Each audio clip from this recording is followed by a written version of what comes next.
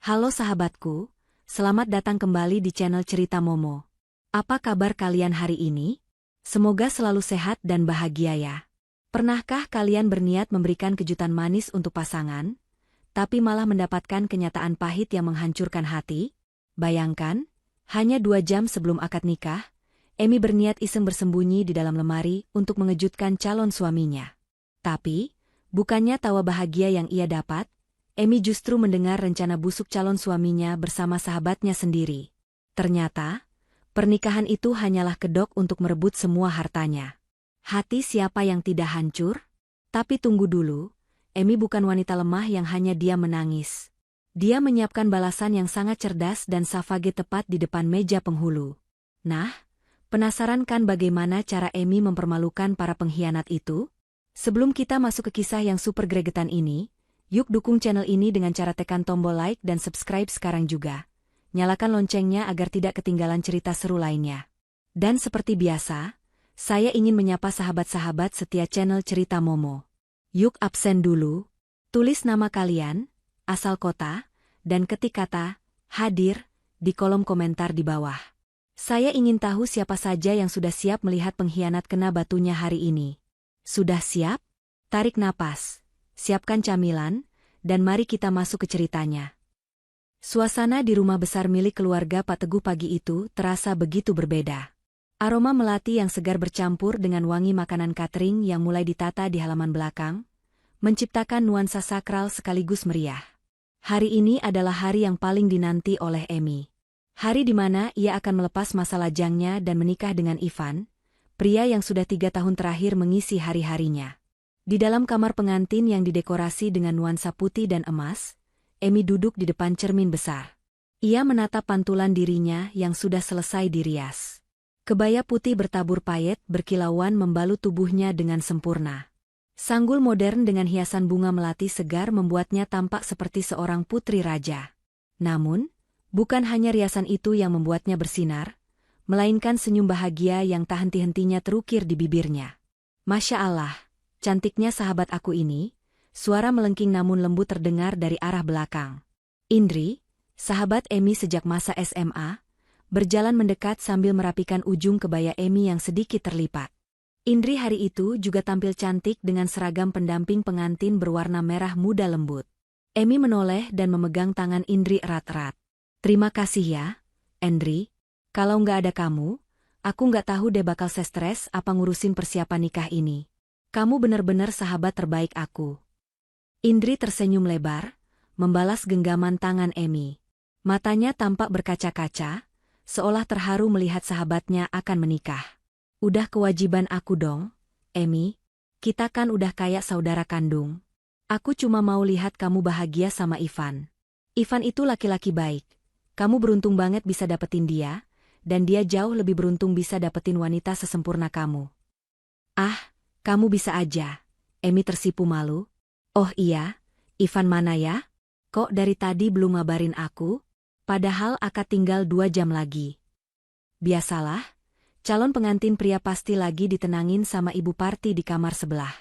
Namanya juga mau ijab kabul, pasti gugup setengah mati, jawab Indri sambil tertawa kecil. Udah, kamu duduk manis aja di sini. Jangan banyak gerak nanti keringetan lo, bedaknya luntur. Emi mencoba menurut, tapi rasa gugup bercampur antusias membuatnya tidak bisa diam. Ia melirik jam dinding. Masih ada waktu cukup lama sebelum rombongan keluarga besar Ivan secara resmi masuk ke ruangan akad. Tiba-tiba, sebuah ide jahil terlintas di benak Emi. Selama pacaran, Emi dan Ivan memang pasangan yang humoris dan suka saling memberi kejutan. Emi membayangkan betapa lucunya ekspresi Ivan jika tiba-tiba ia muncul di kamarnya sebelum akad dimulai. Indri, panggil Emi dengan mata berbinar jahil. Aku mau ke kamar Ivan sebentar. Mata Indri melotot. Hah? Ngapain? Pamali lo pengantin ketemu sebelum akad. Nanti sial, Emi. Ah, itu kan mitos orang dulu. Aku cuma mau ngintip sebentar. Sekalian mau ngagetin dia. Aku penasaran ekspresi dia kalau lagi gugup kayak apa. Play AC? Bentar aja kok. Abis itu aku balik lagi ke sini sebelum dipanggil Ibu Prias. Bujuk Emi sambil menyatukan kedua tangannya memohon. Indri tampak ragu sejenak, tapi akhirnya ia menghela napas pasrah. Dasar keras kepala. Ya udah, tapi jangan lama-lama ya. Kalau ketahuan Pak Teguh atau Ibu Parti, bisa gawat aku yang dimarahin. Siap, bos. Emi mengedipkan sebelah matanya. Dengan hati-hati agar gaunnya tidak tersangkut, Emi mengangkat sedikit ujung kebayanya dan mengendap-endap keluar dari kamar pengantin. Lorong lantai 2 rumah itu untungnya sedang sepi karena semua kesibukan terpusat di lantai 1 dan halaman. Jantung Emi berdebar kencang, bukan hanya karena ia akan menikah, tapi karena sensasi melanggar aturan kecil ini membuatnya merasa seperti anak sekolah yang sedang bolos. Ia berjalan jinjit menuju kamar tamu yang disiapkan khusus untuk Ivan beristirahat sebelum akad. Sampai di depan pintu kamar Ivan, Emi menempelkan telinganya di daun pintu. Hening. Tidak ada suara percakapan. Mungkin dia lagi di kamar mandi atau lagi melamun sendirian, pikir Emi. Perlahan, ia memutar gagang pintu. Tidak dikunci. Emi menyelinap masuk. Kamar itu kosong dan dingin karena AC yang menyala maksimal. Jas pengantin Ivan tergantung rapi di dekat lemari, tapi sosok Ivan tidak terlihat. Emi terkikik geli dalam hati. Ia punya rencana yang lebih seru daripada sekadar masuk dan menyapa. Aku sembunyi aja ah. Nanti pas dia masuk, aku kagetin. Pasti dia jerit kayak anak kecil. Batin Emi sambil menahan tawa. Matanya tertuju pada lemari pakaian besar setinggi plafon di sudut kamar. Itu tempat persembunyian yang sempurna. Tanpa berpikir panjang, Emi membuka pintu lemari itu. Bagian dalamnya cukup luas, berisi beberapa pakaian gantung. Emi masuk ke dalamnya, menyelipkan tubuh mungilnya di antara jas-jas yang tergantung, lalu menutup pintu lemari perlahan, menyisakan sedikit celah agar ia bisa mengintip keluar dan tidak kehabisan napas. Di dalam kegelapan lemari, Emi tersenyum lebar. Aroma parfum maskulin Ivan yang tertinggal di jas yang menggantung di sebelahnya membuat hatinya hangat. Ia membayangkan kehidupan indah yang akan ia jalani bersama Ivan setelah hari ini. Menjadi istri yang berbakti, memiliki anak-anak yang lucu, dan menua bersama pria yang sangat ia cintai. Namun, lamunan indah Emi buyar ketika ia mendengar suara gagang pintu kamar diputar. Nah, itu dia datang. Batin Emi girang. Ia bersiap-siap untuk melompat keluar dan berteriak, "Dor!" Pintu kamar terbuka. Langkah kaki seseorang masuk dengan tergesa-gesa. Dari celah pintu lemari, Emi bisa melihat sosok Ivan masuk. Tapi ada yang aneh. Ivan tidak terlihat gugup atau bahagia. Wajahnya terlihat tegang, alisnya berkerut, dan ia langsung mengunci pintu kamar dari dalam dengan gerakan cepat. Emi mengurungkan niatnya untuk langsung melompat keluar. Kok dikunci? Kenapa mukanya serius banget? Tanya Emi dalam hati. Instingnya menyuruhnya untuk diam sejenak dan menunggu. Ivan berjalan mondar-mandir di depan tempat tidur, lalu merogoh saku celananya dan mengeluarkan ponsel. Ia menekan layar dengan kasar, seolah sedang kesal, lalu melakukan panggilan telepon. Karena suasana kamar sangat sunyi, dan Ivan mengaktifkan mode pengeras suara, loudspeaker, sambil meletakkan ponselnya di atas meja rias dekat lemari, Emi bisa mendengar semuanya dengan sangat jelas. Emi menahan napasnya. Ia masih berpikir positif. Mungkin Ivan sedang menelepon vendor catering atau mengurus masalah teknis pernikahan. Tapi detik berikutnya, suara sapaan dari seberang telepon membuat darah Emi berdesir hebat. "Halo, sayang. Gimana? Udah siap sandiwaranya?" Suara wanita di telepon itu terdengar manja dan menggoda. Emi mematung. Itu bukan suara vendor, bukan suara kerabat, dan jelas bukan suara Ibu Parti. Itu suara wanita muda. Dan yang lebih mengerikan, nada bicara Ivan saat menjawabnya terdengar sangat berbeda dari Ivan yang Emi kenal selama ini. "SSSST, jangan keras-keras," jawab Ivan setengah berbisik namun tajam. "Aku lagi di kamar." "Iya, sebentar lagi aku jadi aktor terbaik. Kamu sabar dong." Tangan Emi yang memegang ujung gaunnya mulai berkeringat dingin.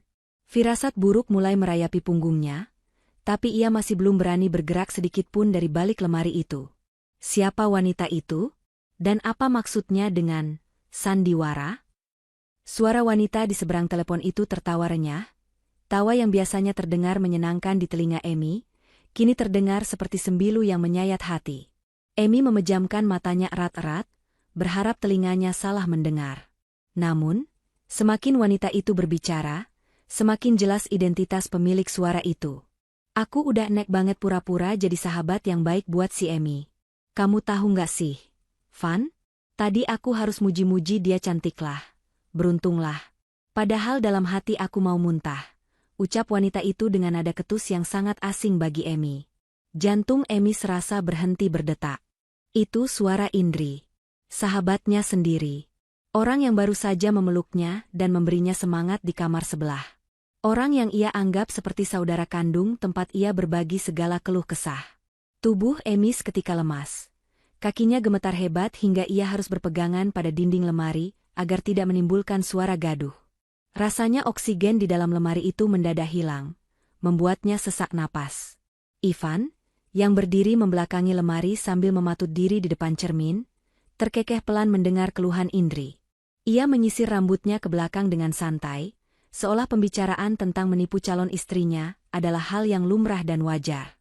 Sabar sayang, sabar, bujuk Ivan dengan nada lembut yang biasanya hanya ia tujukan pada Emi. Perjuangan kita tinggal dikit lagi. Begitu akad sah, status aku udah aman. Surat kuasa pengelolaan butik sama aset tanah bapaknya, Emi harus segera kamu pastikan dia tanda tangan. Kamu kan, sahabat, kepercayaannya, pasti dia nurut kalau kamu yang sodorin berkasnya dengan alasan dokumen perusahaan. Iya, aku tahu, sahut Indri cepat. Tapi aku takut dia curiga kalau kamu terlalu buru-buru minta alih kuasa. Kamu tahu kan bapaknya, Pak Teguh? Itu teliti banget orangnya. Ah, Pak Teguh itu gampang. Potong Ivan meremehkan. Dia udah percaya banget sama aku sejak aku pura-pura rajin ibadah dan bantu dia di proyek tahun lalu. Lagian, ibu juga udah siapin skenario biar Emi makin percaya sama kita sepenuhnya. Ibu Parti jagonya akting sakit-sakitan biar mantunya iba.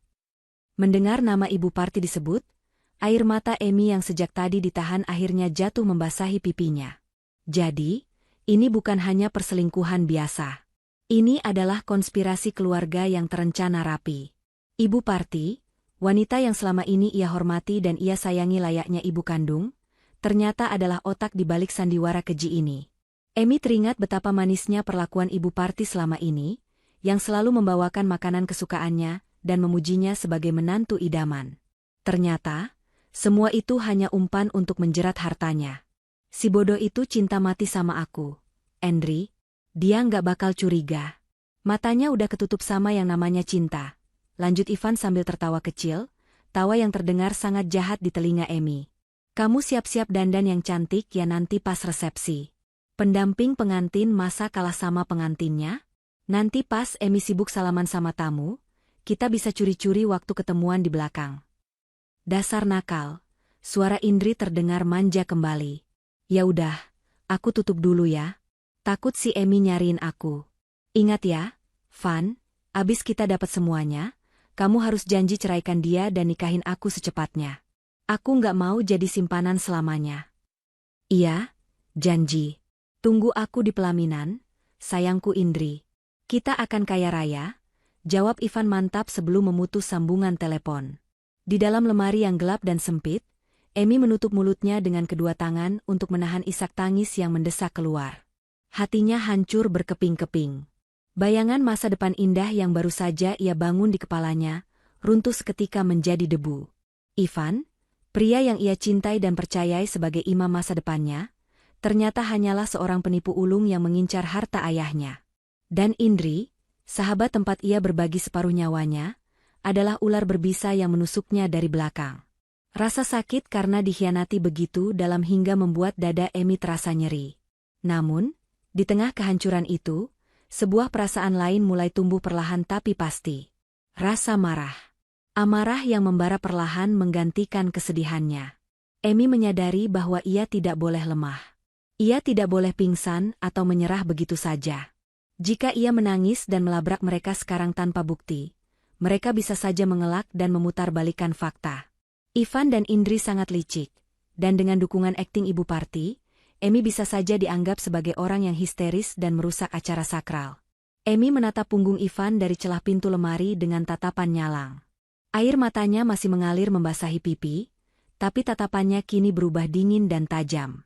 Ia bukan lagi Emi yang lugu dan bucin. Ia adalah putri Pak Teguh yang dididik untuk menjadi wanita kuat dan bermartabat. Kalian pikir aku bodoh? Batin Emi dengan rahang mengeras menahan emosi. Kalian pikir kalian bisa menginjak-injak harga diriku dan merebut milik keluargaku begitu saja? Kalian salah besar memilih lawan.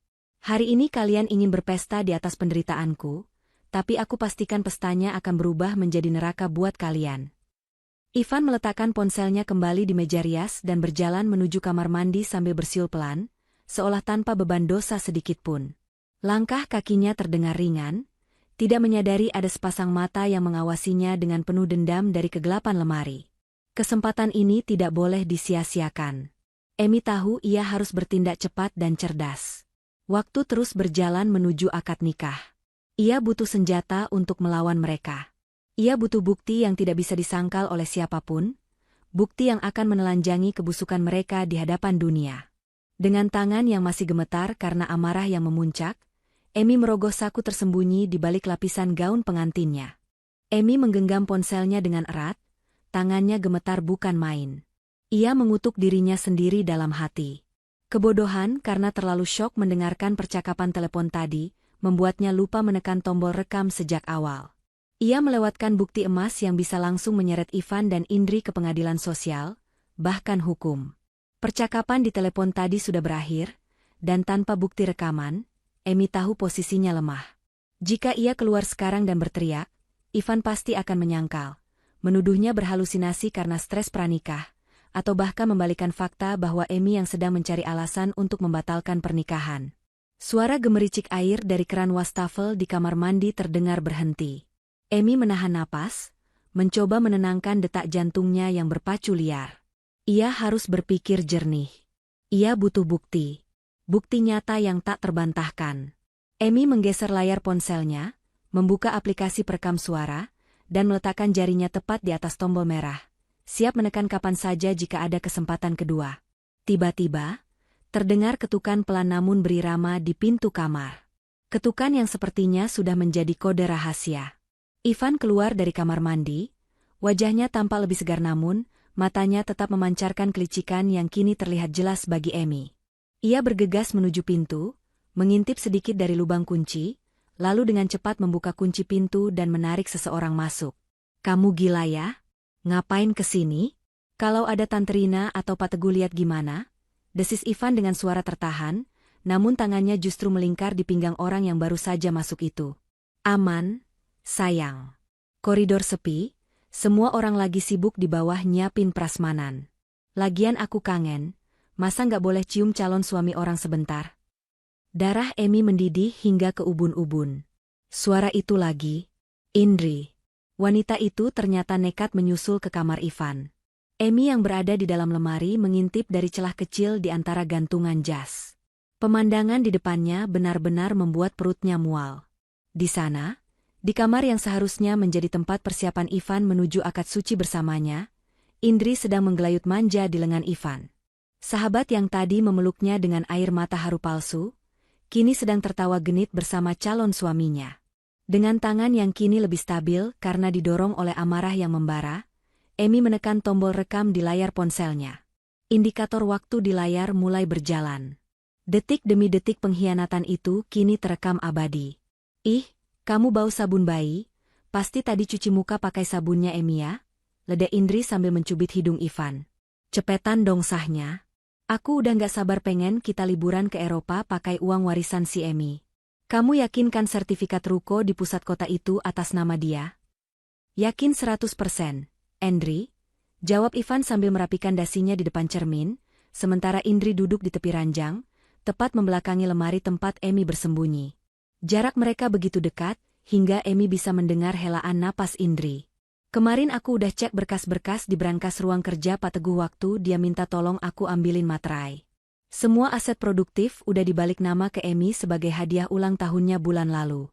Jadi begitu kita nikah, dan aku berhasil bujuk dia buat kasih kuasa penuh ke aku dengan alasan, investasi suami istri, kita bakal pegang kendali semuanya." "Pinter banget si pacar aku ini," puji Indri. "Terus ibu party gimana? Jatah buat ibu kamu udah aman kan? Awas lo kalau ibu ngamuk, Akting pingsannya tadi pas gladi resik udah totalitas banget. Aman. Ibu cuma minta rumah yang di Pondok Indah itu buat masa tua, sisanya buat kita. Ibu juga udah setuju kalau abis hartanya habis, aku bakal cari alasan buat cerain Emi. Paling gampang sih nuduh dia selingkuh atau mandul, biar kita yang kelihatan jadi korban. Emi menutup matanya sejenak, merasakan nyeri yang luar biasa di dadanya. Rencana mereka begitu jahat dan terstruktur. Mereka bahkan sudah memikirkan cara membuangnya setelah ia tak berguna lagi. Tuduhan mandul? Tuduhan selingkuh? Betapa kejamnya hati manusia-manusia ini. Air mata Emi kembali menetes. Tapi kali ini ia biarkan jatuh tanpa isak.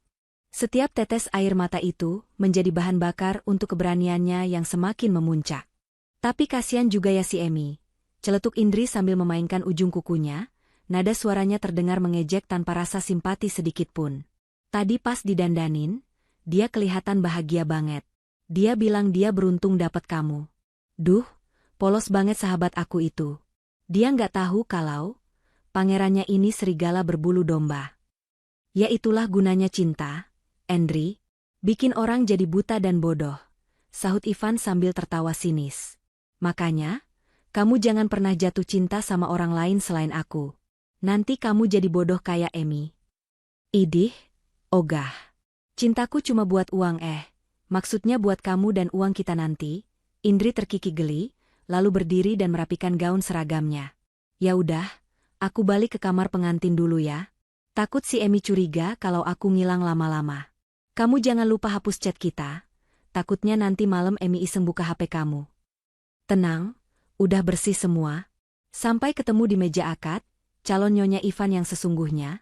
Ivan mengecup kening Indri sekilas sebelum membukakan pintu. Indri menyelinap keluar dengan cepat seperti tikus yang mencuri makanan. Ivan kembali mengunci pintu kamar, lalu duduk di tepi ranjang, tepat di depan lemari Emi. Ia menghela napas panjang, lalu bergumam pelan pada dirinya sendiri. Tahan, Van. 2 jam lagi.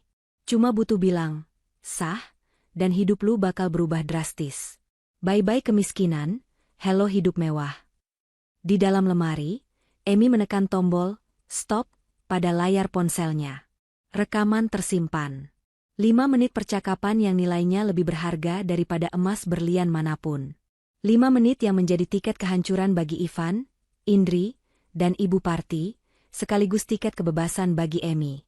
Emi menatap layar ponselnya dengan tatapan nanar. Dulu, ia selalu berpikir bahwa hari pernikahannya akan menjadi hari paling membahagiakan. Ternyata benar, tapi dengan cara yang sangat berbeda.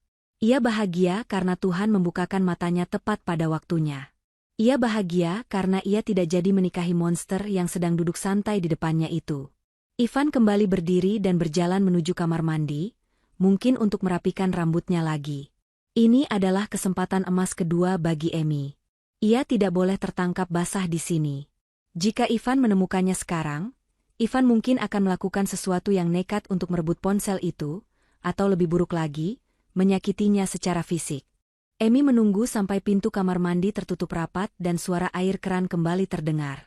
Dengan gerakan yang sangat hati-hati dan tanpa suara, ia mendorong pintu lemari perlahan. Kakinya yang terbalut selop pengantin melangkah keluar dari persembunyiannya. Ia melirik sekilas ke arah pintu kamar mandi, memastikan Ivan tidak keluar tiba-tiba.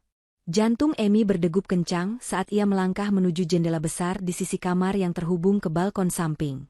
Melalui pintu utama terlalu berisiko, karena bisa saja berpapasan dengan keluarga Ivan di lorong. Balkon ini terhubung dengan koridor belakang yang jarang dilewati orang. Emi membuka kunci jendela dengan sangat pelan.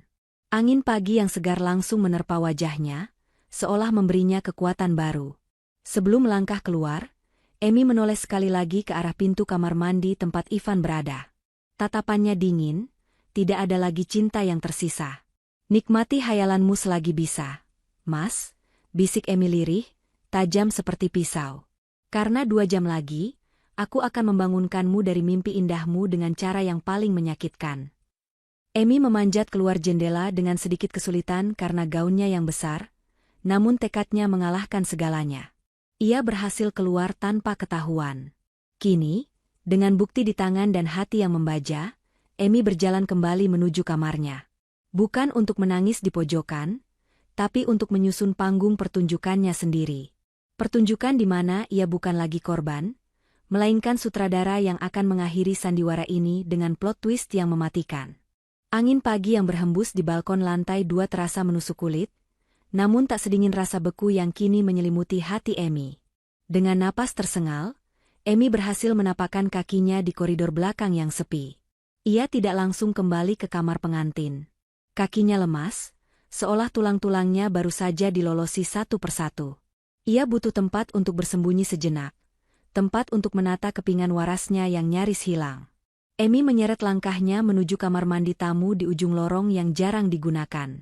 Begitu masuk, ia langsung mengunci pintu rapat-rapat. Tubuhnya merosot ke lantai, bersandar pada pintu kayu yang dingin. Di sanalah, pertahanannya runtuh. Bukan teriakan histeris yang keluar, melainkan isak tangis tertahan yang begitu menyakitkan. Bahunya berguncang hebat. Tangan Emi mencengkeram ponsel di dadanya. Benda pipi itu kini terasa sangat berat, seolah memuat ribuan ton dosa Ivan dan Indri. Namun, yang paling membuat dadanya sesak bukanlah pengkhianatan Ivan ataupun kebusukan Indri, melainkan keterlibatan Ibu Parti. Ingatan Emi melayang pada momen-momen hangat bersama wanita parubaya itu. Ibu Parti yang selalu memeluknya saat ia rindu mendiang ibu kandungnya. Ibu Parti yang dengan telaten membawakan rantang berisi sup ayam saat Emi sakit demam bulan lalu. Ibu. Lirih Emi disela isak tangisnya. Kenapa ibu tega? Emi sudah anggap ibu seperti ibu kandung Emi sendiri.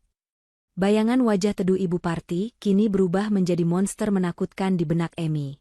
Semua perhatian itu, semua kasih sayang itu, ternyata hanyalah investasi.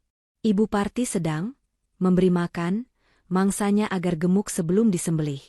Kenyataan ini menampar Emi lebih keras daripada perselingkuhan Ivan. Ia merasa bodoh. Sangat bodoh, karena telah menyerahkan hatinya secara sukarela kepada sekumpulan serigala lapar. Emi mengangkat ponselnya, menatap layar yang masih menyala. Ia memutar kembali rekaman itu, hanya beberapa detik di bagian awal, sekadar untuk meyakinkan dirinya bahwa ini bukan mimpi buruk. Ibu Parti juga udah siapin skenario biar Emi percaya sama kita sepenuhnya. Suara Ivan di rekaman itu terdengar begitu nyata. Emi segera mematikannya. Cukup. Ia tidak butuh mendengar ulang rasa sakit itu untuk menangis lagi. Ia butuh mendengar itu untuk membakar keraguan di hatinya. Perlahan, Emi bangkit berdiri. Ia berjalan menuju wastafel dan menatap pantulan dirinya di cermin. Riasan matanya sedikit luntur di bagian sudut. Tapi untungnya maskara yang ia pakai tahan air. Wajahnya pucat, matanya merah. Wanita di cermin itu terlihat menyedihkan, terlihat seperti korban. Hapus wajah itu, Emi, bisiknya pada bayangan di cermin. Jangan biarkan mereka melihatmu hancur. Itu yang mereka inginkan. Mereka ingin kamu jadi wanita lemah yang gampang dibodohin. Emi menyalakan keran air, membasuh wajahnya dengan hati-hati agar tidak merusak bedaknya terlalu parah. Ia mengambil tisu, menepuk-nepuk wajahnya hingga kering. Dengan sisa peralatan make-up darurat yang selalu ia bawa di saku gaunnya, sebuah lipstik dan bedak padat kecil, Emi mulai memperbaiki topengnya. Ia memulas kembali bibirnya dengan warna merah bata, menyamarkan sembab di matanya dengan sedikit bedak. Setiap goresan make-up di wajahnya terasa seperti goresan cat perang. Emi yang masuk ke kamar mandi ini tadi adalah Emi yang hancur. Tapi Emi yang akan keluar nanti adalah Emi yang siap berperang. Tunggu aku di pelaminan, Ivan, Indri, Ibu Parti, gumam Emi dengan tatapan dingin yang belum pernah ia miliki seumur hidupnya. Kalian ingin sandiwara?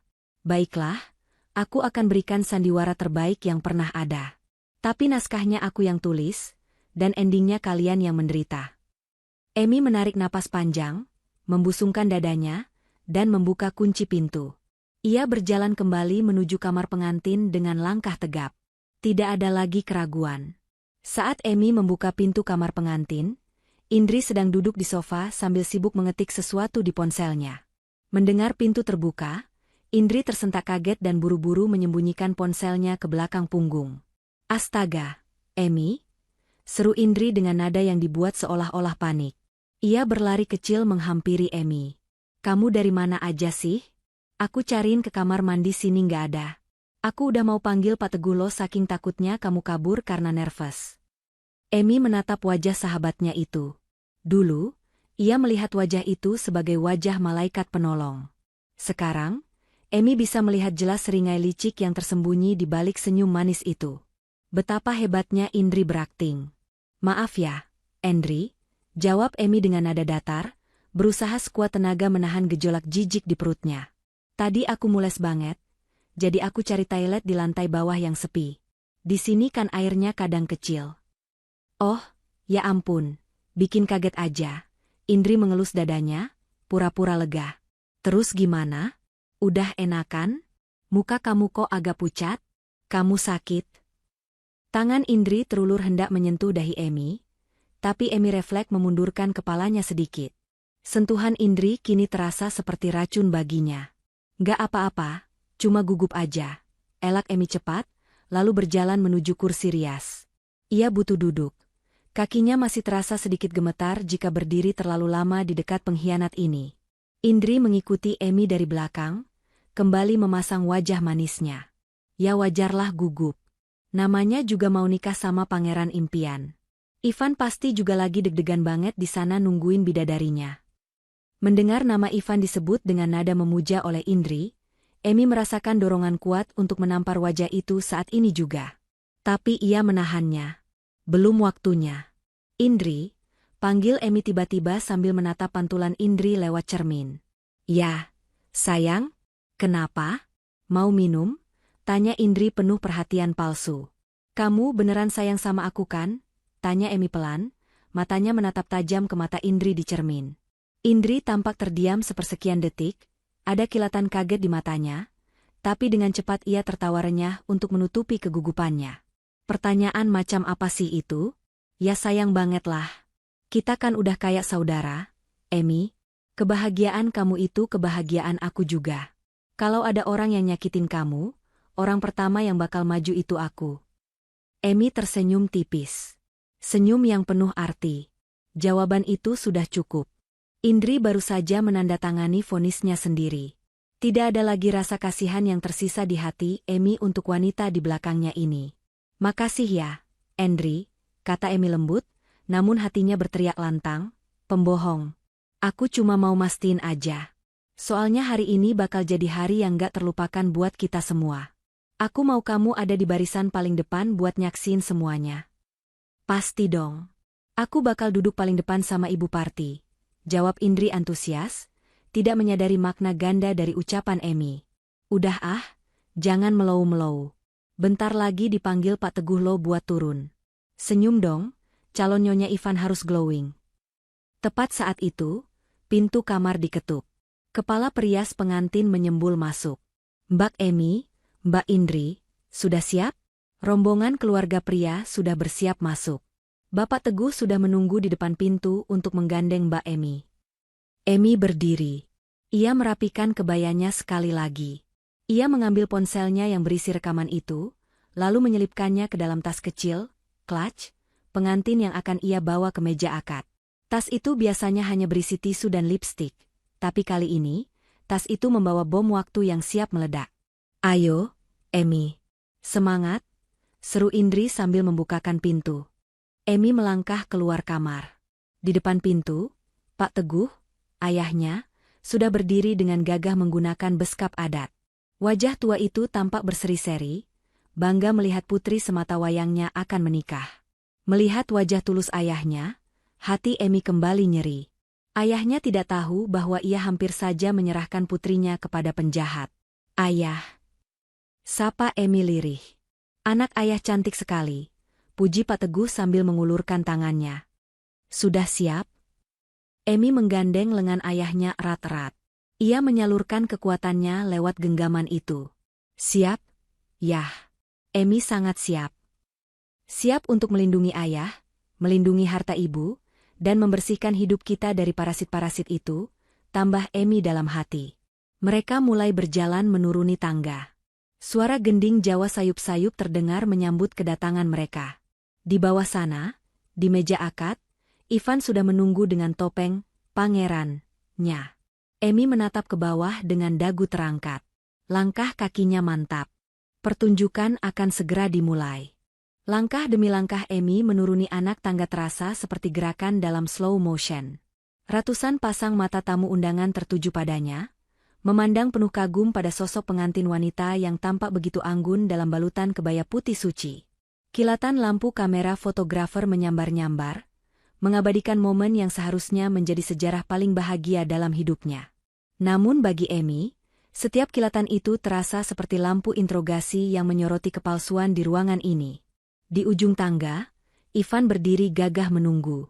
Wajahnya dihiasi senyum lebar yang sangat meyakinkan, seolah-olah ia adalah pria paling beruntung di dunia yang sedang menanti bidadarinya turun dari kahyangan. Emi harus mengakui, kemampuan akting Ivan layak mendapatkan piala. Jika ia tidak mendengar rekaman suara itu 15 menit yang lalu, Emi pasti sudah meleleh melihat tatapan memuja di mata Ivan. Tapi sekarang, tatapan itu hanya terlihat menjijikkan. Di balik binar mata itu, Emi bisa melihat simbol mata uang dan sertifikat tanah menari-nari. Pak Teguh mengeratkan genggamannya di lengan Emi saat mereka hampir sampai di lantai dasar. Ayah bangga sama kamu, nak. Ayah percaya Ivan bisa gantiin posisi ayah buat jagain kamu, bisik Pak Teguh dengan suara bergetar menahan haru. Kalimat itu menusuk hati Emi lebih dalam lagi. Maafin Emi, yah. Emi hampir aja bikin ayah kecewa seumur hidup karena salah pilih orang. Batin Emi perih. Ia menatap wajah ayahnya sekilas, mencoba menyalurkan pesan tersirat bahwa semuanya akan baik-baik saja, meski dengan cara yang tak pernah ayahnya bayangkan. Mereka sampai di hadapan Ivan. Sesuai tradisi, Pak Teguh menyerahkan tangan Emi kepada Ivan untuk digandeng menuju meja akad. Saat kulit tangan Ivan bersentuhan dengan kulitnya, Emi merasakan sensasi dingin yang menjalar ke seluruh tubuh. Bukan dingin karena gugup, tapi dingin karena ia sadar sedang bersentuhan dengan ular berbisa. Emi memaksakan seulas senyum tipis, senyum kaku yang untungnya tertutup oleh riasan tebalnya. Kamu cantik banget, sayang. Bisik Ivan pelan saat membimbing Emi berjalan melewati karpet merah menuju meja akad. Suaranya terdengar lembut, tapi di telinga Emi, itu terdengar seperti desis peringatan. Makasih, Mas. Jawab Emi singkat, matanya lurus ke depan, enggan menatap wajah Ivan terlalu lama. Di barisan kursi depan sebelah kiri, duduk keluarga inti Ivan. Di sana, Ibu Parti duduk dengan anggun mengenakan seragam keluarga berwarna emas. Wajahnya yang biasanya terlihat teduh keibuan, kini di mata Emi terlihat penuh kepalsuan. Ibu Parti sedang menyeka sudut matanya dengan sapu tangan, berakting seolah-olah ia adalah ibu yang terharu melepas putranya menikah. Padahal, Emi tahu betul, air mata itu hanyalah pelumas untuk memuluskan rencana mereka menguasai rumah di Pondok Indah. Saat Emi dan Ivan melewati barisan itu, Ibu Parti berdiri sebentar untuk menyalami mereka. Ia memeluk Emi erat. Aroma parfum melati Ibu Parti menyeruak, aroma yang dulu menenangkan bagi Emi, kini membuatnya mual. Ibu bahagia sekali hari ini, nak. Akhirnya kamu resmi jadi anak ibu, ucap Ibu Parti di telinga Emi. Nadanya begitu meyakinkan. Emi menahan napas, menekan gejolak amarah yang ingin meledak. Ia ingin sekali berteriak di depan wajah wanita tua itu, ibu bahagia karena dapat anak baru atau karena dapat ATM baru. Namun, Emi hanya mengangguk pelan dan melepaskan pelukan itu dengan sopan namun tegas. Tak jauh dari Ibu Parti, duduk Indri. Sahabat pengkhianat itu sudah mengambil posisinya di kursi deretan kedua, tepat di belakang keluarga inti, posisi yang sangat strategis untuk memantau jalannya acara. Indri tersenyum lebar sambil mengacungkan jempol ke arah Emi dan Ivan. Di mata orang lain, itu adalah dukungan sahabat. Tapi Emi menangkap kedipan mata nakal yang Indri berikan pada Ivan, saat Emi sedang menoleh ke arah lain. Kode rahasia antara selingkuhan dan peselingkuh. Emi dan Ivan akhirnya duduk bersanding di depan meja akad. Di hadapan mereka, Pak Penghulu sudah siap dengan berkas-berkas pernikahan. Saksi dari kedua belah pihak juga sudah duduk tegap. Suasana ruangan mendadak hening dan hikmat. MC mulai membacakan susunan acara pembukaan dengan suara bariton yang menggema. Emi meletakkan tas kecil, clutch, miliknya di pangkuan, bukan di meja. Tangannya menggenggam tas itu erat-erat.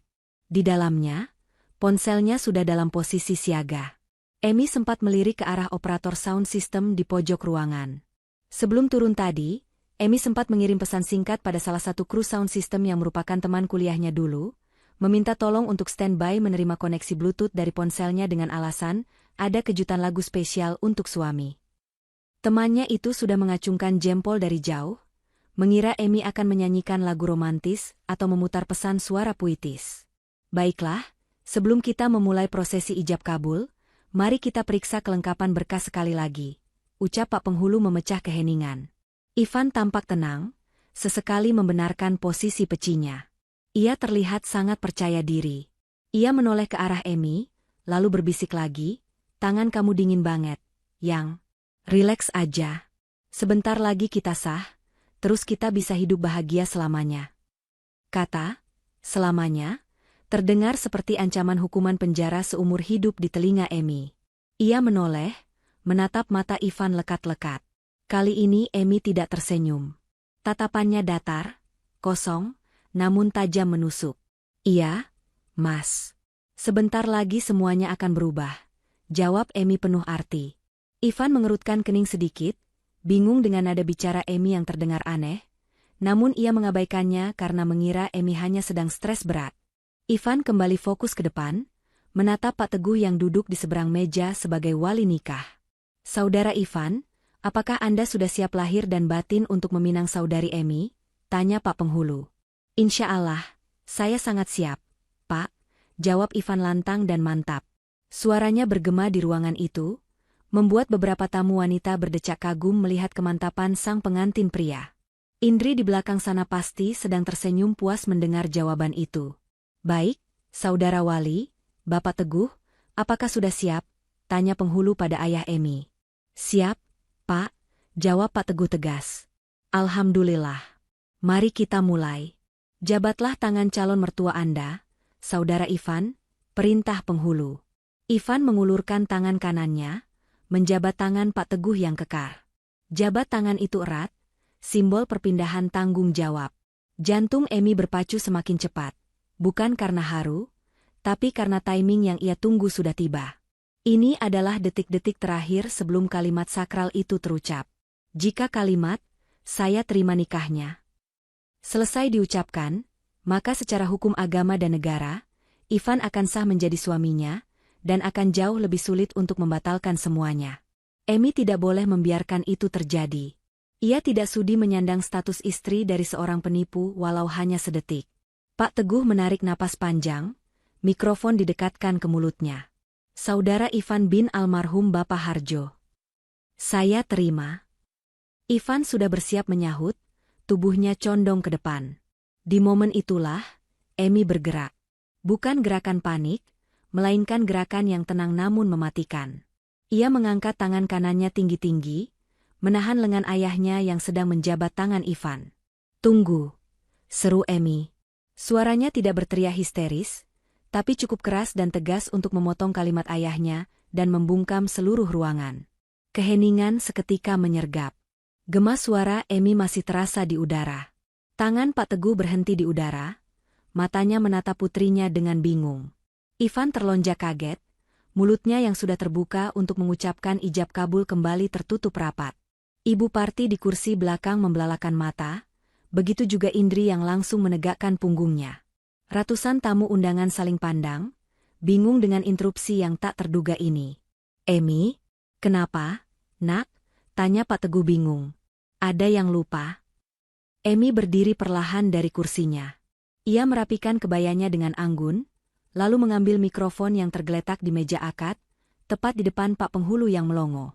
Emi menatap Ivan yang kini menatapnya dengan campuran rasa bingung dan takut. Maaf, Pak Penghulu. Maaf, Ayah. Maaf, Bapak Ibu sekalian, ucap Emi lewat mikrofon, suaranya stabil dan dingin, menggetarkan seisi ruangan. Ada satu syarat mahar yang tertinggal yang belum disebutkan. Mahar? Bukannya semua sudah lengkap, Emi? Tanya Penghulu bingung sambil membolak-balik berkas. Emas, seperangkat alat sholat, uang tunai. Bukan itu, Pak.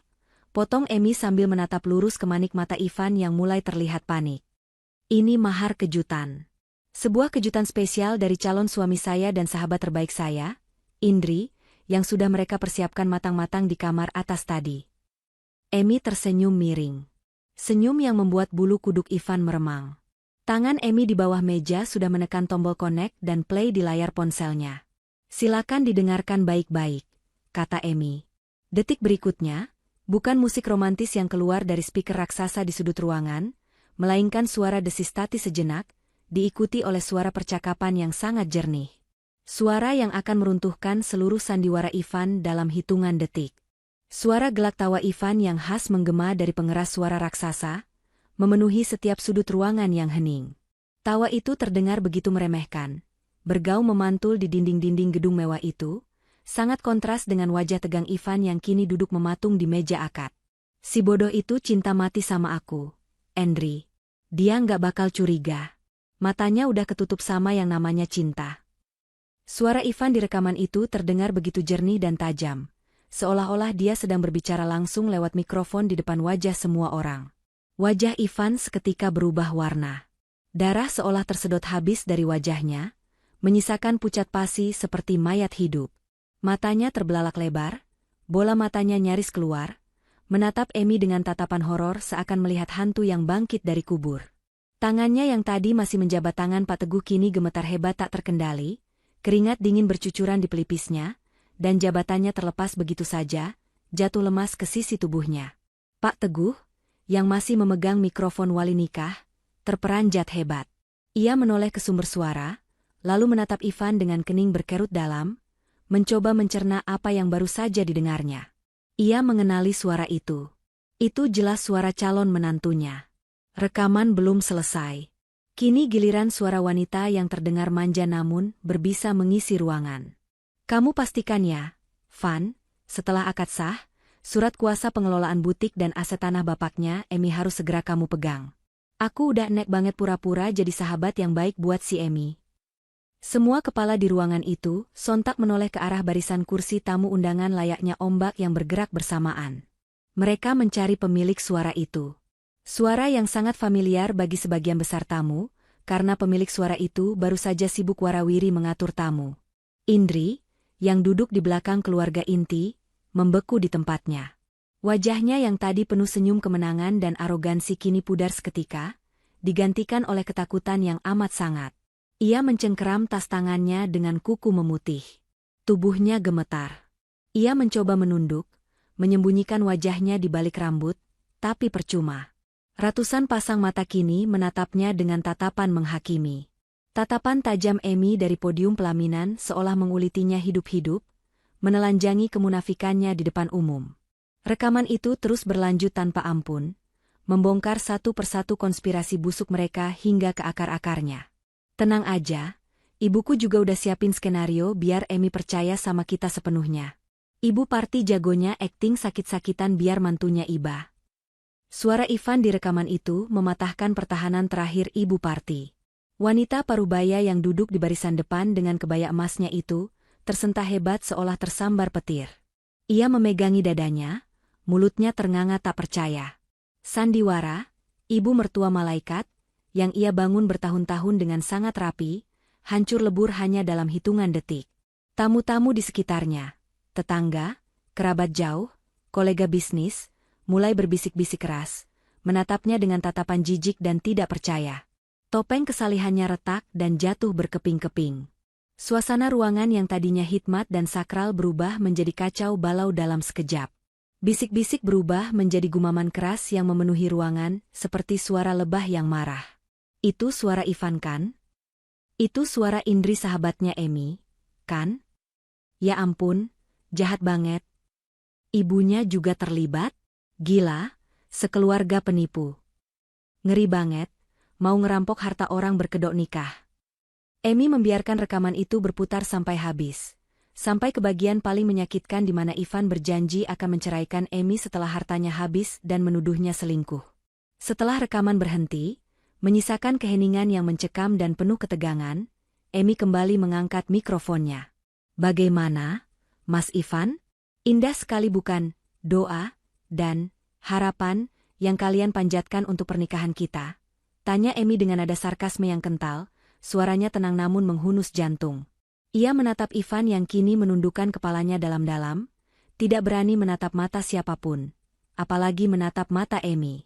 Pak Teguh yang akhirnya menyadari sepenuhnya apa yang terjadi, bangkit dari kursinya dengan kemarahan yang meluap tak terbendung. Wajah tuanya memerah padam, urat-urat lehernya menonjol keluar.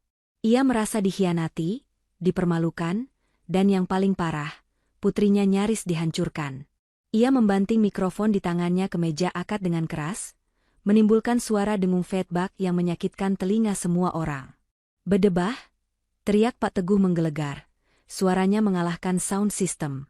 Tangan kekarnya yang tadi siap menikahkan putrinya dengan penuh kasih, kini melayang menampar pipi Ivan dengan sekuat tenaga.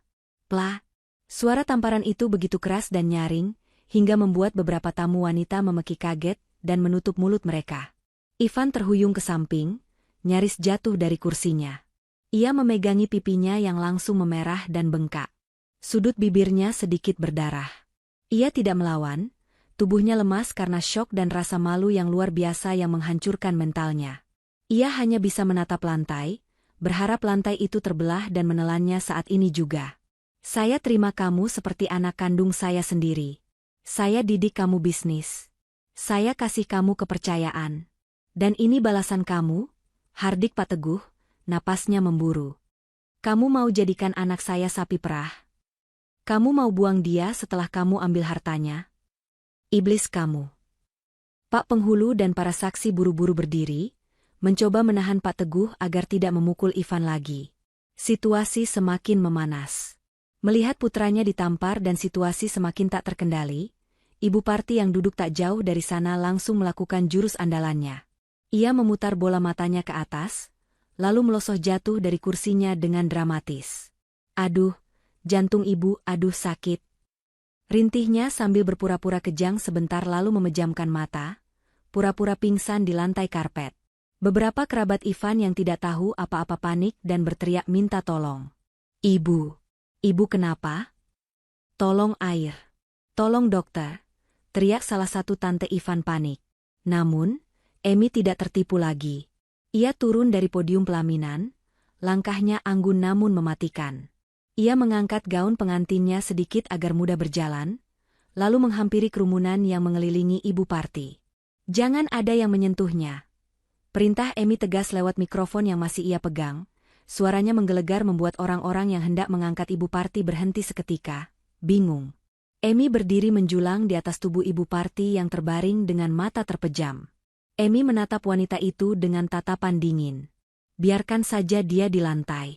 Aktingnya belum selesai," ucap Emi datar. "Bangun, Bu Parti." Di rekaman tadi jelas-jelas Ivan bilang ibu jago akting sakit-sakitan. Ternyata benar ya, ibu memang pantas dapat piala Oscar. Sayang sekali, panggung sandiwara ibu sudah runtuh. Tidak ada lagi penonton yang percaya. Bangun, atau saya siram pakai air pel sekarang juga. Ancaman Emi membuat kelopak mata Ibu Parti bergetar sedikit. Ia sadar ia sudah tidak bisa lagi bersembunyi di balik topeng kelemahannya. Rasa malu karena ketahuan berpura-pura pingsan kini lebih besar daripada rasa sakit jantung buatannya.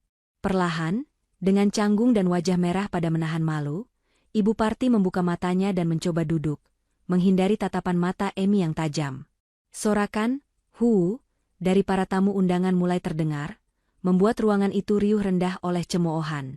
Di tengah riuh rendah cemoohan para tamu yang menggema di seluruh ruangan, satu sosok mencoba memanfaatkan kekacauan itu untuk melarikan diri. Indri, dengan wajah pucat dan tangan gemetar, diam-diam bangkit dari kursinya. Ia menundukkan kepala dalam-dalam, menutupi wajahnya dengan tas tangan, berusaha menyelinap keluar melalui pintu samping di antara kerumunan tamu yang sedang berdiri menonton drama kehancuran Ibu Parti. Namun, mata Emi terlalu jeli. Ia tidak akan membiarkan dalang utama lainnya lolos begitu saja. Emi masih memegang kendali panggung sepenuhnya. "Mau kemana, Indri?" Suara Emi terdengar dingin dan tajam melalui pengeras suara, menghentikan langkah Indri seketika. "Sahabat terbaikku, pendamping pengantinku, kenapa buru-buru pergi? Acaranya belum selesai, dan kamu adalah bintang utamanya hari ini." Langkah Indri terhenti kaku. Seluruh mata di ruangan itu kini beralih dari Ibu Parti yang masih terduduk malu di lantai, menuju ke arah Indri yang berdiri mematung di dekat pintu keluar. Kerumunan tamu undangan perlahan membelah, memberikan jalan bagi Emi yang melangkah turun dari area pelaminan menuju tempat Indri berdiri. Emi berjalan dengan tatapan yang sulit diartikan, campuran antara kekecewaan mendalam dan kepuasan melihat pengkhianat terpojok. Ia berhenti tepat 2 langkah di depan Indri. Indri perlahan menurunkan tas yang menutupi wajahnya, menampilkan ekspresi ketakutan bercampur rasa bersalah yang dipaksakan. Emi, aku bisa jelaskan. Gagap Indri, suaranya bergetar hebat. Air mata buaya mulai menggenang di pelupuk matanya. Rekaman itu, aku cuma bercanda, Emi. Sumpah. Aku cuma ikut-ikutan Ivan karena dia maksa aku. Kamu tahu kan aku sayang banget sama kamu? Kita kan saudara? Saudara? Potong Emi dengan tawa kecil yang terdengar miris. Saudara macam apa yang tidur dengan calon suami saudaranya sendiri di hari pernikahan? Saudara macam apa yang merencanakan liburan ke Eropa pakai uang hasil rampokan harta saudaranya? Emi maju selangkah lagi, membuat Indri mundur ketakutan hingga punggungnya menabrak dinding. Tadi di kamar, kamu bilang jijik harus memuji aku. Kamu bilang mau muntah melihat kebahagiaanku. Sekarang, silakan muntah, Indri. Muntahkan semua rasa irimu, semua kebencianmu yang selama ini kamu tutupi dengan topeng sahabat yang manis itu, desis Emi tepat di wajah Indri. Emi, tolong jangan permaluin aku kayak gini. Rengek Indri, melirik ke sekeliling, berharap ada yang membelanya. Namun, yang ia dapatkan hanyalah tatapan sinis dan bisik-bisik menghina dari teman-teman SMA mereka yang juga hadir di sana. Kamu yang mempermalukan dirimu sendiri saat kamu memutuskan untuk mengkhianatiku, balas Emi tegas. Tiba-tiba, Ivan yang sudah bangkit dari kursi akad dengan pipi lebam bekas tamparan Pak Teguh, berlari menghampiri mereka. Ia berusaha meraih tangan Emi, mencoba peruntungan terakhirnya dengan wajah memelas yang menyedihkan. Emi, dengerin aku dulu, sayang. Ini semua salah paham. Aku dipelet sama Indri. Dia yang goda aku duluan. Aku khilaf, Emi. Aku cinta mati sama kamu, tolong percaya sama aku. Kita bisa perbaiki ini, kita bisa mulai dari awal. Racau Ivan, berusaha melempar kesalahan sepenuhnya pada Indri demi menyelamatkan dirinya sendiri. Mendengar itu, Indri melotot tak percaya. Heh, apa kamu bilang? Kamu yang janjiin aku kemewahan. Kamu yang bilang Emi itu bodoh. Dasar laki-laki pengecut, teriak Indri, lupa dengan akting sedihnya. Emi menepis tangan Ivan kasar, seolah tangan itu penuh kuman penyakit. Ia menatap Ivan dengan jijik. Cinta? Kamu sebut rencana menguasai sertifikat tanah Bapak dan menguras butiku itu cinta? Kamu sebut rencana menceraikanku setelah hartaku habis itu cinta?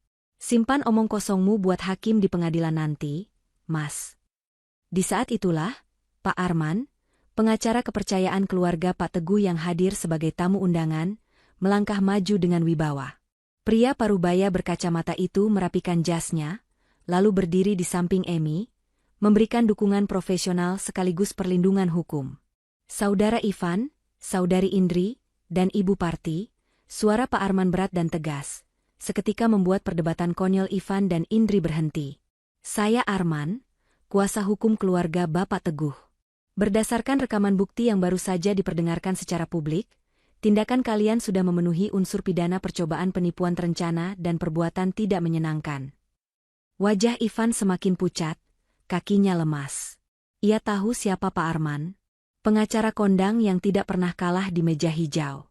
Ancaman penjara kini membayang nyata di depan matanya, bukan lagi sekadar kehilangan harta, tapi kehilangan kebebasan. Saya sudah mengamankan salinan rekaman tersebut. Lanjut Pak Arman tenang namun mengintimidasi. Jadi, jangan berpikir untuk kabur atau menghilangkan barang bukti. Kami memiliki hak penuh untuk melaporkan kalian ke pihak berwajib detik ini juga. Namun, klien saya, Ibu Emi, masih memiliki sedikit belas kasihan. Emi menoleh pada Pak Arman, mengangguk kecil, lalu kembali menatap Ivan dan Indri bergantian. Ia merogoh saku gaunnya, bukan untuk mengambil ponsel, tapi mengambil kotak cincin bludru merah yang seharusnya disematkan Ivan di jarinya hari ini. Emi membuka kotak itu, memperlihatkan sepasang cincin emas putih yang berkilau. Dengan gerakan lambat dan penuh penghinaan, Emi mengambil cincin pria, lalu melemparkannya tepat ke dada Ivan. "Ambil ini," kata Emi dingin. Lalu, Emi mengambil cincin wanita. Ia menoleh pada Indri. "Dan ini buat kamu, Indri. Kamu kan pengen banget jadi nyonya Ivan? Kamu pengen banget barang-barangku? Nih, ambil. Ambil bekas calon suamiku sekalian. Kalian berdua memang pasangan serasi. Sama-sama sampah yang tidak tahu diuntung." Emi melempar cincin itu ke arah kaki Indri. Cincin itu berdenting nyaring saat membentur lantai marmer. Suara yang menandakan berakhirnya sebuah hubungan persahabatan dan cinta yang terjalin bertahun-tahun. Tapi ingat satu hal, Emi menunjuk wajah mereka berdua dengan telunjuknya. "Jangan pernah bermimpi sepeser pun uang keluargaku akan jatuh ke tangan kalian. Mulai hari ini, pintu rumah ini tertutup selamanya untuk kalian. Dan Ivan, kamu dipecat dari jabatan manajer di perusahaan Bapak. Surat pemecatan resminya akan dikirim besok pagi ke alamat kos-kosanmu yang kumuh itu." Ivan ternganga. Ia tidak hanya kehilangan calon istri kaya, tapi juga kehilangan pekerjaannya. Ia benar-benar tamat. Sementara ibu Parti yang sudah berdiri dengan dipapah kerabatnya, menangis meraung-raung, bukan karena sedih, tapi karena menyadari sumber uang mereka telah menutup kerannya rapat-rapat. "Security," seru Pak Teguh lantang, memberi komando. 4 orang petugas keamanan bertubuh kekar segera masuk ke dalam ruangan, menembus kerumunan tamu. "Seret 3 penipu ini keluar dari gedung saya sekarang juga," perintah Pak Teguh dengan amarah yang masih menyala. "Dan pastikan mereka tidak membawa apapun selain baju yang menempel di badan mereka. Cek tas perempuan itu, jangan sampai ada barang Emi yang terbawa." Petugas keamanan langsung mencengkeram lengan Ivan dan Indri dengan kasar. Indri menjerit histeris saat tas tangannya ditarik paksa oleh security untuk diperiksa, sementara Ivan hanya bisa pasrah diseret seperti maling ayam. Ibu Parti yang masih lemas mencoba memberontak, berteriak-teriak memanggil nama Emi, memohon ampun, tapi Emi sudah membalikkan badan. Emi berjalan kembali ke pelaminan, bukan untuk duduk bersanding, tapi untuk memeluk ayahnya. Ia memunggungi adegan pengusiran memalukan itu. Ia tidak perlu melihat sampah dibuang ke tempat sampah. Baginya, mereka sudah tidak ada. Suara teriakan Ivan, tangisan Indri, dan raungan ibu Parti perlahan menjauh, tenggelam di balik pintu gedung yang ditutup keras oleh security. Ruangan itu kembali hening sejenak, sebelum akhirnya tepuk tangan gemuruh pecah dari para tamu undangan. Tepuk tangan untuk keberanian Emi, tepuk tangan untuk kebenaran yang terungkap. Emi membenamkan wajahnya di dada bidang ayahnya. Pertahanannya sedikit melunak dalam pelukan hangat itu. "Sudah selesai, yah," bisik Emi. "Emi sudah bersihkan rumah kita dari parasit. Ayah bangga sama kamu, nak. Kamu wanita kuat," bisik Pak Teguh sambil mengecup puncak kepala putrinya. Namun, di tengah kelegaan itu, Emi tahu bahwa ini belum benar-benar berakhir. Masih ada sisa-sisa luka yang harus disembuhkan, dan status sosial Ivan serta Indri di luar sana yang harus dipastikan hancur sehancur-hancurnya agar tidak ada korban lain setelah dirinya. Emi mengangkat wajahnya, menatap Pak Arman yang masih berdiri sigap.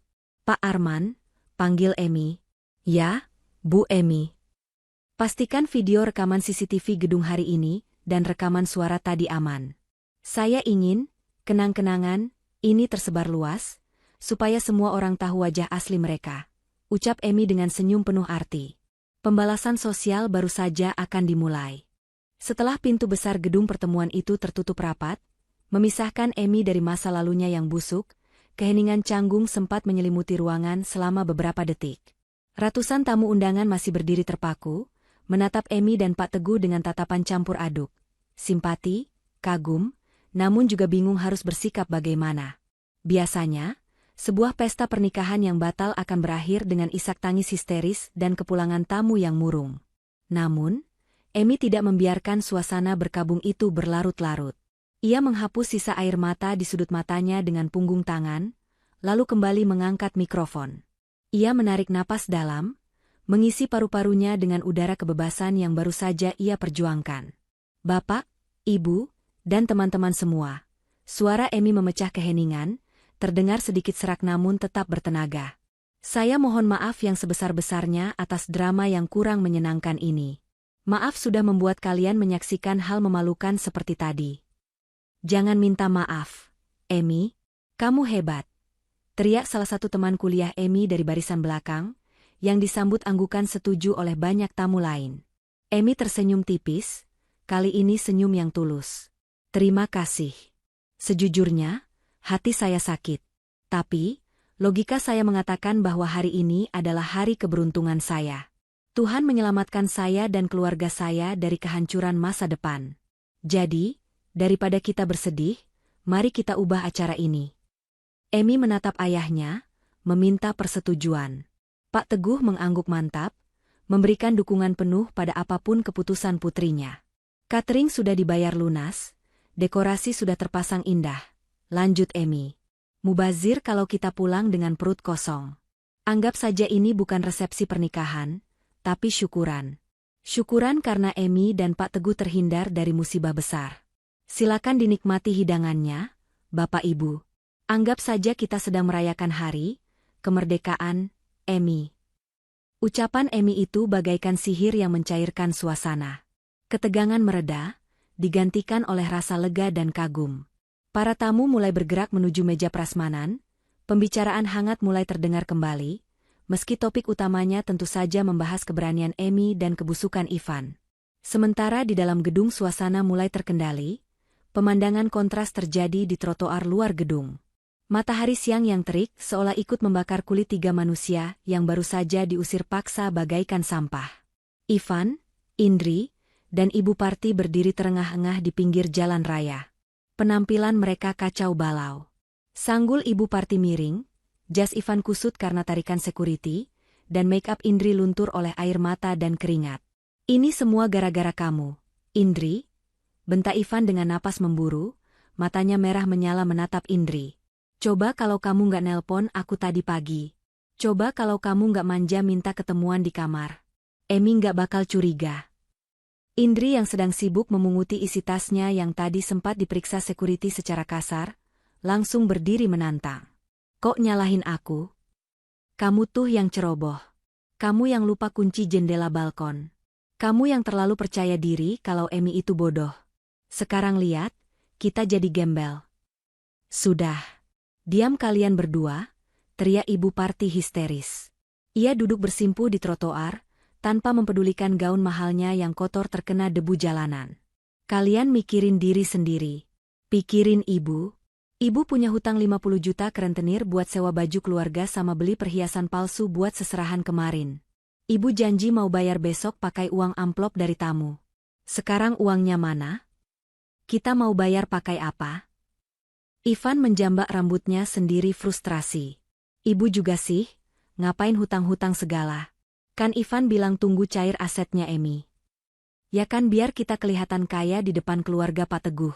Biar mereka nggak curiga kalau kita miskin. Balas Ibu Parti tak mau kalah. Pertengkaran mereka menjadi tontonan gratis bagi tukang ojek pangkalan dan pedagang kaki lima di sekitar gedung. Beberapa orang yang lewat bahkan mulai merekam kejadian memalukan itu dengan ponsel mereka. Ivan yang menyadari kamera-kamera ponsel mengarah padanya, buru-buru menutupi wajahnya dengan jas. Ayo pergi dari sini. Malu diliatin orang. Ajak Ivan sambil menarik lengan ibunya kasar. Mau kemana? Kosan kamu kan kuncinya udah diambil sama orang kantor Pak Teguh tadi. Indri mengingatkan dengan suara panik.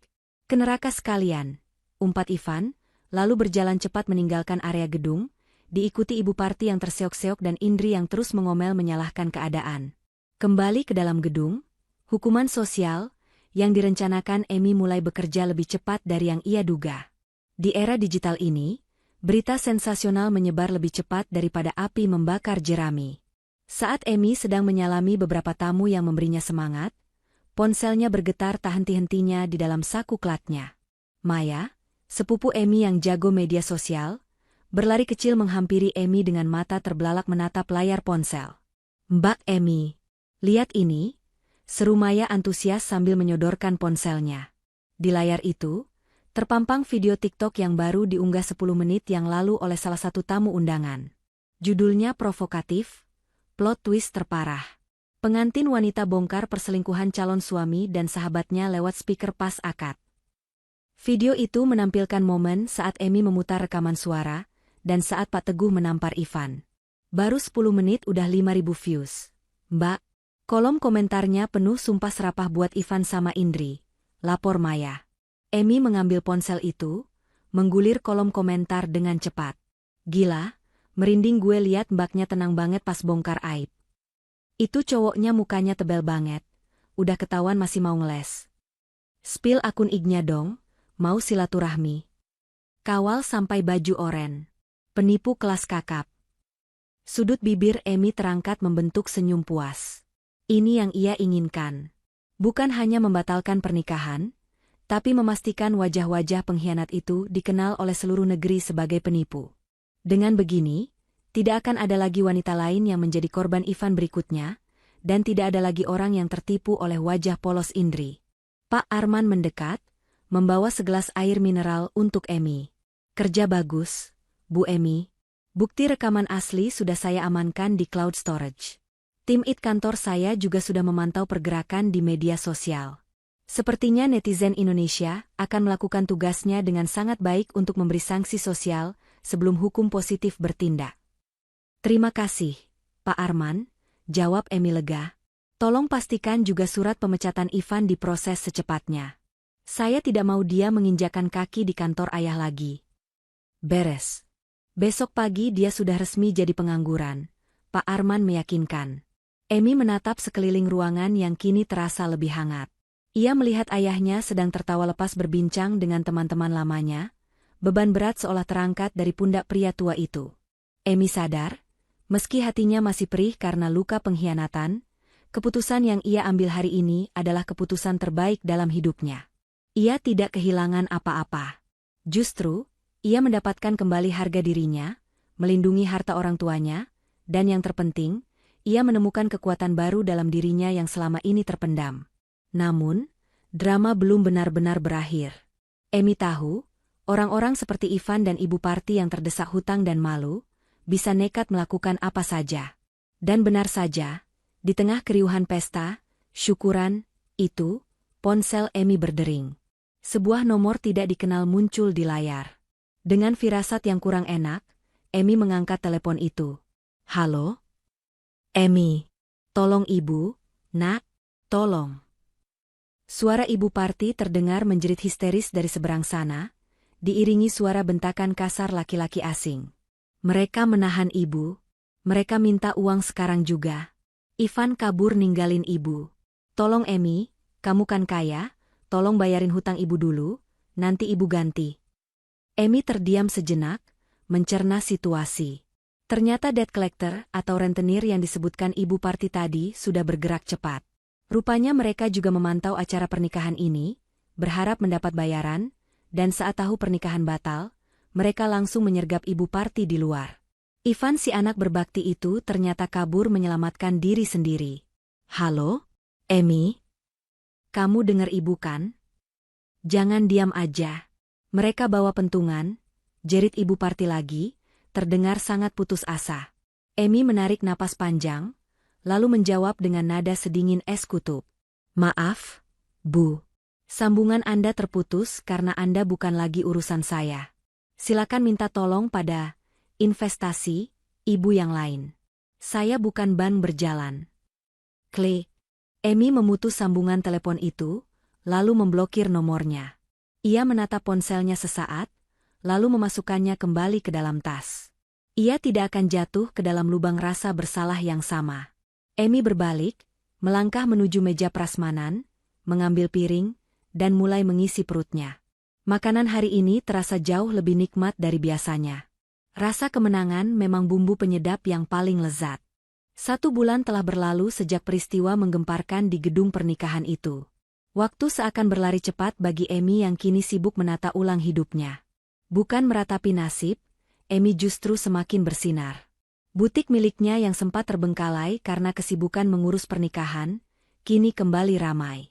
Video viral pengusiran Ivan dan keluarganya ternyata membawa dampak tak terduga.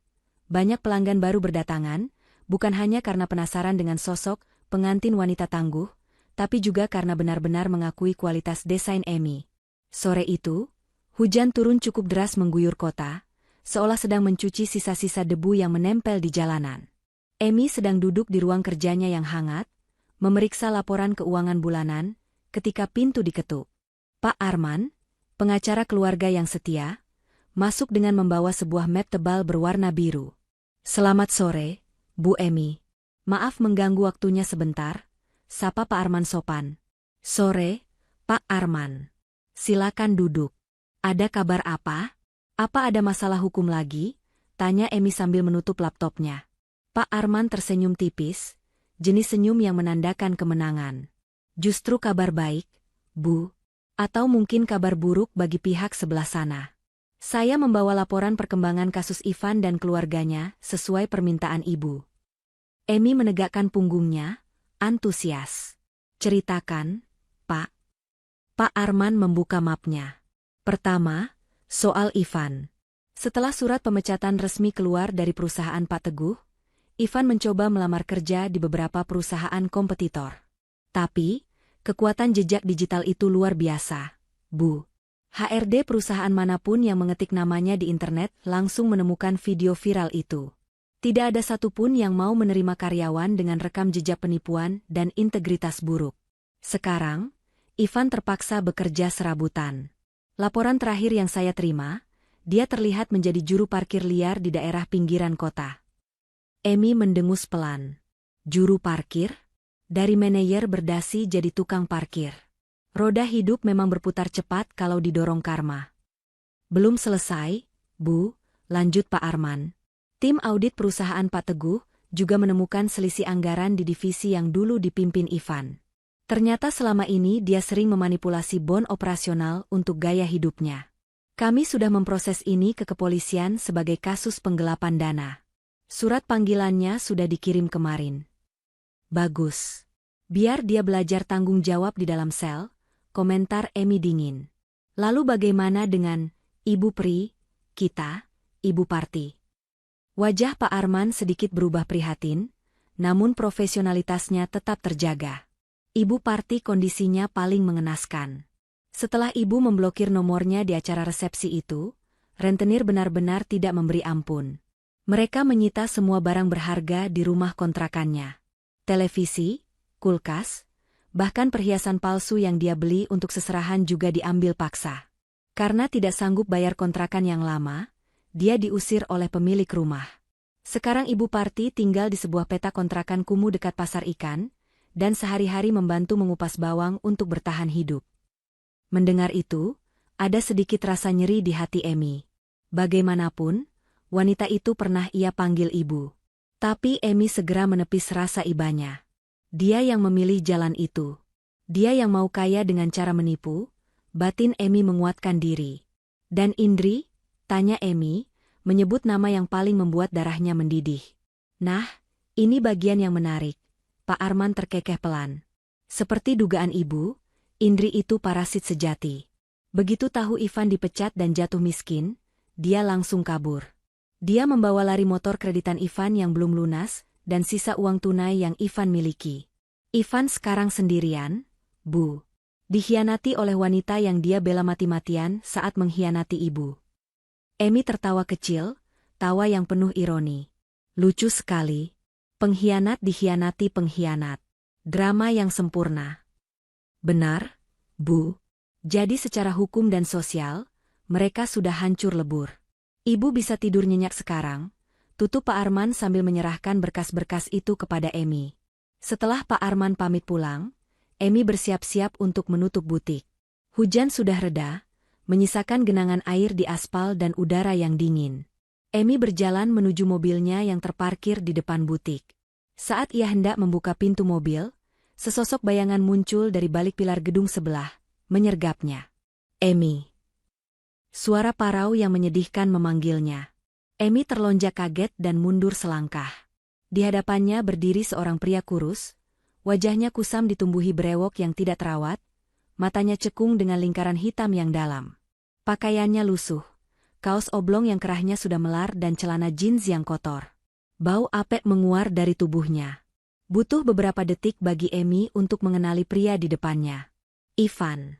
Mau apa kamu di sini? Tanya Amy tajam. Tangannya merogoh tas, bersiap mengambil semprotan merica yang kini selalu ia bawa. Ivan tidak agresif, dia justru terlihat putus asa. Dia berlutut di aspal yang basah, tepat di depan kaki Amy. Amy, tolong aku. Aku hancur, Amy. Aku nggak punya apa-apa lagi. Indri ninggalin aku, dia bawa kabur semuanya. Ibu sakit-sakitan di kontrakan, makan aja susah. Aku mohon, Amy, kasih aku kesempatan kedua. Atau seenggaknya, tolong cabut laporan polisi soal penggelapan uang itu. Aku nggak mau dipenjara. Amy menatap puncak kepala Ivan dengan tatapan datar. Dulu, pria ini berdiri gagah dan menatapnya dengan angkuh. Sekarang, dia bersujud seperti pengemis. Bangun, perintah Amy dingin. Ivan mendongak, matanya berkaca-kaca penuh harap. Kamu mau maafin aku? Kita bisa balik kayak dulu lagi kan? Aku sadar cuma kamu wanita yang tulus sama aku. Aku bilang bangun, bukan berarti aku memaafkanmu. Potong Amy cepat. Aku cuma nggak mau kamu mengotori sepatuku. Wajah Ivan berubah, harapan di matanya padam berganti dengan rasa malu yang membakar. Dia berdiri dengan canggung. Mas Ivan, ucap Amy, menekan kata, Mas, dengan nada sarkas. Dulu kamu bilang aku bodoh. Kamu bilang aku gampang dibohongi. Sekarang lihat siapa yang bodoh? Kamu korbankan wanita yang tulus demi wanita yang cuma mengincar uangmu. Dan saat uangmu habis, dia pergi. Itu bukan salahku. Itu konsekuensi dari keserakahanmu sendiri. Tapi Amy, aku hilaf. Manusia tempatnya salah. Ivan mencoba membela diri dengan suara meninggi. Sifat aslinya yang temperamental mulai muncul lagi karena terdesak. Kamu tega banget lihat aku kayak gini? Kamu kan kaya. Apa susahnya sih bantu aku dikit aja? Hartamu nggak akan habis kalau cuma buat bayar hutang ibuku. Amy tersenyum miring. Lihat, baru sebentar saja topeng, pemelas MU sudah copot. Kamu nggak pernah berubah, Van. Kamu datang ke sini bukan karena menyesal, tapi karena butuh uang. Kamu nggak cinta sama aku, kamu cuma cinta sama dompetku. Amy memberi isyarat pada satpam butik yang sejak tadi mengawasi dari pos jaga. Melihat kode dari Amy, dua orang satpam berbadan tegap langsung berlari mendekat. Pak, tolong amankan orang ini. Dia mengganggu kenyamanan saya, perintah Amy tegas. Baik, Bu. Kedua satpam itu langsung memiting lengan Ivan kiri dan kanan. Ivan memberontak, berteriak-teriak seperti orang gila. Amy, awas kamu ya. Sombong kamu. Kamu bakal nyesel nyanyain aku. Lepasin. Lepasin gue. Teriak Ivan saat diseret menjauh dari mobil Amy. Amy tidak bergeming. Ia masuk ke dalam mobilnya, menyalakan mesin, dan memutar musik pelan. Melalui kaca spion, ia melihat Ivan yang dilempar keluar gerbang kompleks ruko oleh satpam, jatuh tersungkur di trotoar yang becek. Pemandangan itu tidak lagi menyakitinya. Justru, itu menjadi penutup yang validasi bahwa keputusannya sebulan lalu adalah 100% benar. Ponsel Amy bergetar. Sebuah pesan masuk dari nomor tidak dikenal. Isi pesan, Mbak Amy, ini Indri. Tolong jangan laporin aku ke polisi soal pencemaran nama baik. Aku udah dapat karmanya, Mbak. Aku ditipu cowok lain, uang yang aku ambil dari Ivan dibawa lari orang. Aku sekarang malu pulang ke kampung. Tolong maafin aku, Mbak. Kita kan pernah jadi sahabat. Amy membaca pesan itu sekilas, lalu tertawa renyah. Karma itu memang punya GPS yang canggih. Nggak pernah salah alamat. Tanpa membalas pesan itu, Amy langsung memblokir nomor tersebut. Ia meletakkan ponselnya, menginjak pedal gas, dan melajukan mobilnya membelah jalanan kota Jakarta. Di depannya, lampu jalan menyala terang, seolah menyambut masa depan Amy yang bebas dari bayang-bayang masa lalu yang kelam. Babak kehancuran mereka sudah hampir selesai, kini saatnya Amy menulis babak kejayaannya sendiri. 1 tahun telah berlalu sejak badai pengkhianatan itu menerjang hidup Amy. Namun, badai itu tidak menenggelamkannya, justru membawanya ke pulau harapan yang jauh lebih indah. Pagi ini, Sinar matahari menembus kaca jendela gedung perkantoran di kawasan Segitiga Emas Jakarta. Emi berdiri di sana, menatap hiruk-pikuk kota dari lantai 20. Ia bukan lagi Emi yang menangis di dalam lemari. Ia kini adalah CEO dari MES Signature, brand fashion yang berkembang pesat dan baru saja membuka cabang ketiganya. Penampilannya jauh lebih elegan, memancarkan aura wanita independen yang tak tersentuh. Pintu ruangannya terbuka. Pak Teguh masuk dengan wajah berseri-seri, membawa sebuket bunga mawar putih besar. "Selamat ulang tahun kebangkitan, Nak," ucap Pak Teguh hangat, menyerahkan bunga itu. Emi tersenyum haru, memeluk ayahnya. "Terima kasih, Yah. Kalau ingat setahun lalu, rasanya kayak mimpi buruk. Tapi kalau nggak ada kejadian itu, Emi nggak bakal sekuat ini." "Tuhan punya cara unik buat misahin permata dari kerikil," Pak Teguh terkekeh. "Oh ya, Pak Arman tadi titip berkas penutup. Kasus penggelapan dana Ivan sudah ketok palu." Emi mengambil berkas itu, membukanya sekilas. Tertulis jelas dalam putusan pengadilan, Ivan divonis 4 tahun penjara karena terbukti melakukan penggelapan dana perusahaan secara berkelanjutan dan penipuan berlapis. 4 tahun, gumam Emi pelan. Cukup waktu buat dia merenung di balik jeruji besi, kalau dia punya otak buat merenung. "Dan ada kabar soal ibunya," tambah Pak Teguh, nadanya sedikit merendah. "Ibu Parti terkena serangan stroke ringan 2 minggu lalu saat dikejar-kejar penagih hutang. Sekarang dia dirawat di panti sosial milik pemerintah, karena tidak ada satupun kerabat yang mau menampungnya. Ivan di penjara, Indri kabur entah kemana. Dia benar-benar sebatang kara di masa tuanya." Emi menghela napas panjang. Ada rasa iba, namun ia tahu itu adalah buah yang ditanam ibu Parti sendiri. Wanita itu menanam keserakahan, dan kini memanen kesepian. "Nanti Emi kirim donasi anonim ke panti sosial itu, Yah. Bukan sebagai menantu, tapi sebagai sesama manusia. Biar pengurus panti yang atur keperluannya." Emi nggak mau ketemu langsung, putus Emi bijak. Ia sudah memaafkan demi ketenangan jiwanya sendiri, tapi ia tidak melupakan. Siang harinya, Emi pergi makan siang di sebuah restoran sederhana namun legendaris di pinggiran kota, tempat favoritnya dulu saat kuliah. Saat sedang menikmati soto ayam, matanya menangkap sosok pelayan wanita yang sedang membersihkan meja di sudut ruangan dengan gerakan kasar dan wajah masam. Pelayan itu memakai seragam kusam, rambutnya diikat asal-asalan, dan wajahnya terlihat lebih tua dari usianya. Saat pelayan itu menoleh karena dipanggil pelanggan lain, pandangan mereka bertemu.